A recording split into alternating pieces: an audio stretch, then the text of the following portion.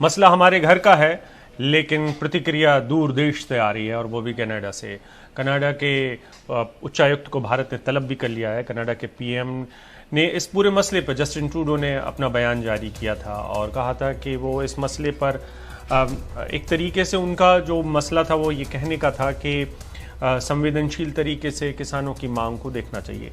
ऐसे बहुत सारे मसले हर देश में हैं जहां पर बहुत सारे मसलों को देखने की ज़रूरत होती है और वो किसानों और सरकार के बीच का मामला था, लेकिन उसमें कनाडा के पीएम का क्या रोल। और कादम्नी, ये हमारे दर्शकों को अगर आप बता पाएं कि जस्टिन ट्रूडो को इतनी ज़्यादा बेचैनी क्यों है कि भारत में अगर कोई भी आंदोलन इस किस्म से, जिसका भी पंजाब से कुछ रिश्ता होता है, तो वो उसमें कूद पड़ते हैं। देखिए, इसका एक लाइन में अगर जवाब दूं मैं अभिषेक, तो ये है कि जस्टिन ट्रूडो को चुनाव लड़ना है। अब इसका मतलब ये है कि यहाँ से आपको पता है, हम सबको पता है कि बड़ी संख्या में पंजाब से जो लोग हैं वो कनाडा जाते हैं, वहाँ बसते हैं और वहाँ पर काम करते हैं। तो जो एक बड़ा सिटीजनशिप है, एक बड़ा हिस्सा जो है वो पंजाब से गए लोगों का है।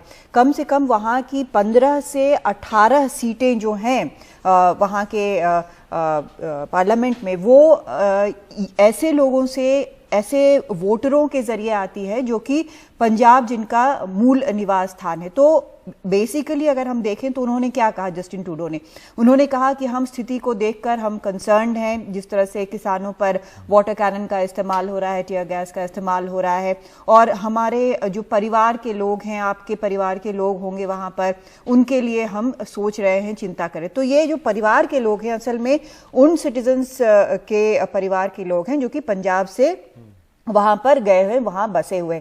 लेकिन भारत ने यहाँ पर बहुत तीखा बयान दिया है और मंगलवार को भी उन्होंने कहा था कि यहाँ पर विदेश मंत्रालय ने कहा था कि ये इल इन्फॉर्म्ड कमेंट्स आए।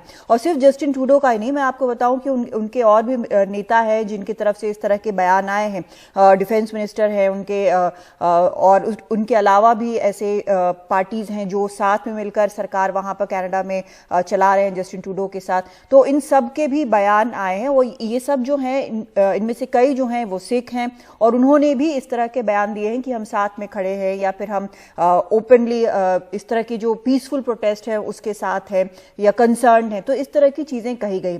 अब दोबारा यहाँ पर विदेश मंत्रालय की तरफ से अब बहुत कड़ा रुख इसमें अपनाया गया है।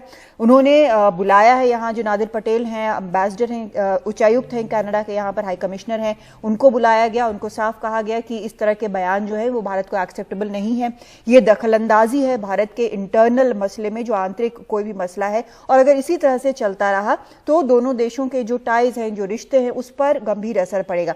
एक और इंपॉर्टेंट चीज इन्होंने जो कही है, विदेश मंत्रालय ने जो बयान जारी कर कहा है कि जो कनाडा में हमारा हाई कमीशन है और जो कॉन्सुलेट है, वो वहां पर उसकी सुरक्षा का अब सवाल उठ गया है। क्योंकि उसके, आपको पता है कि कनाडा में कई ऐसे भी दल हैं जो कि एक्सट्रीमिस्ट दल हैं, जो खालिस्तान सपोर्टर्स वहां पर है, मौजूद हैं, कई फंड जमा करते हैं। लेकिन अब जो विदेश मंत्रालय ने कहा है कि ऐसे एक्सट्रीमिस्ट जो हैं वो वहां पर देखे गए हैं उच्चायोग के बाहर, कंसुलेट के बाहर, और हमारे डिप्लोमेट्स के लिए ये सुरक्षा का मसला है। तो उम्मीद करते हैं कि कनाडा सरकार जो है वो उपयुक्त सुरक्षा मुहैया कराए। काफी सीरियस बात है। तो एक एक करके सीधे सीधे बिल्कुल साफ तौर पर यहां पर बता दिया गया है, क्योंकि लगातार वहां से न सिर्फ जस्टिन ट्रूडो के बल्कि और भी नेताओं के बयान आए हैं। अभिषेक जी, अच्छा कादम्नी, मतलब मैं अगर और सरल शब्दों में समझने की कोशिश करूं तो आपका कहने का मतलब ये भी होगा शायद कि जैसे हमारे नेता लोग जाके अमेरिका में अपना देश का चुनाव होता है लेकिन प्रचार वहां करते हैं, तो ठीक वैसे ही जस्टिन ट्रूडो चुनाव कनाडा में लड़ रहे हैं लेकिन प्रचार यहां पे कर रहे हैं। तो बहुत बहुत शुक्रिया, वैसे आप हमारे साथ बनी हुई हैं।